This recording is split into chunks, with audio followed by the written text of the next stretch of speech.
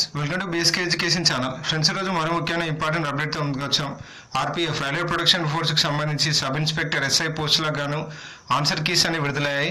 ఎవరైతే అభ్యర్థులు sub inspector సంబంధించి ఆర్పీఎఫ్ పోస్టులకు అప్లై చేసి ఎగ్జామినేషన్ అటెంప్ట్ చేశారో వారు ఈ వీడియోలో చూపించిన విధంగా వారి ఆన్సర్ కీస్ను డౌన్లోడ్ చేసుకొని మీకు వచ్చిన మార్కులను కామెంట్ చేయండి.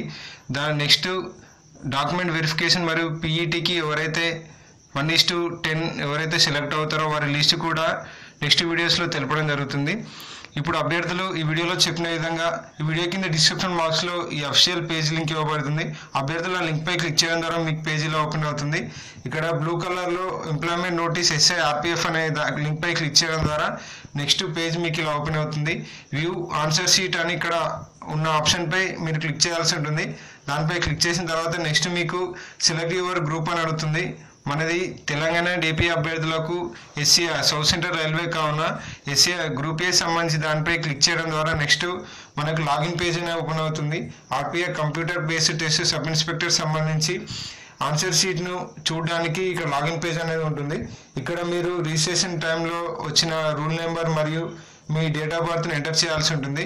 ఎంటర్ చేసిన తర్వాత next me date of with examination మరియు సెలెక్ట్ యువర్ బ్యాచ్ అంటే first batch, second batch, third batch exam అనేది సెలెక్ట్ చేసుకోవాల్సి ఉంటుంది. దాని తర్వాత ఇక్కడ ఇచ్చిన ఓటీపీని ఇక్కడ ఇచ్చిన క్యాచ్ ఎంటర్ చేసిన తర్వాత ఇక్కడ సబ్మిట్ అనే దానిపై క్లిక్ చేయాల్సి ఉంటుంది. ఈ టోటల్ రూల్ నెంబర్ మరియు మీ డేట్ ఆఫ్ బర్త్ మరియు డేట్ ఆఫ్ ఎగ్జామినేషన్ మరియు బ్యాచ్ని సెలెక్ట్ చేసి ఇక్కడ ఇచ్చిన కోడ్ని ఎంటర్ చేసిన తర్వాత సబ్మిట్ పై క్లిక్ చేయాల్సి ఉంటుంది. సబ్మిట్ పై క్లిక్ చేసిన తర్వాత మీకు నెక్స్ట్ పేజ్ ఇలా ఓపెన్ అవుతుంది.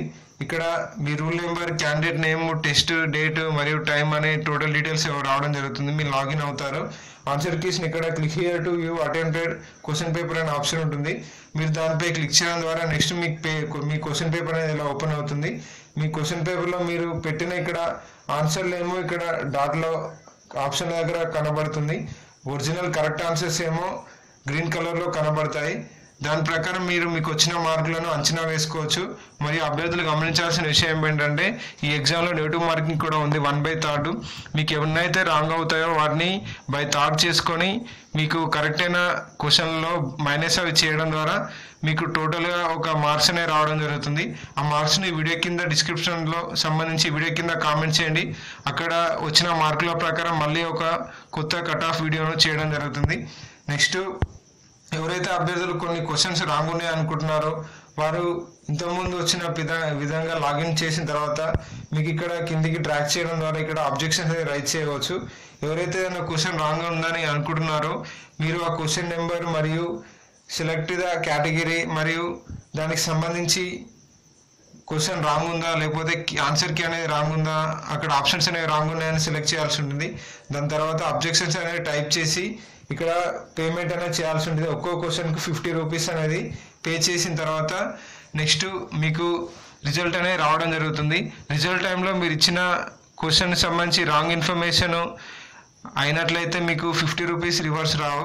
అదే మీరు ఇచ్చిన క్వశ్చన్స్ తగ్గట్టు మీరు ఇచ్చిన ఆన్సర్ కరెక్ట్ అయితే మళ్ళీ మీ 50 రూపీస్ అనేది మీకు రిటర్న్ రావడం జరుగుతుంది. ఇది అభ్యర్థులు గమనించాలి.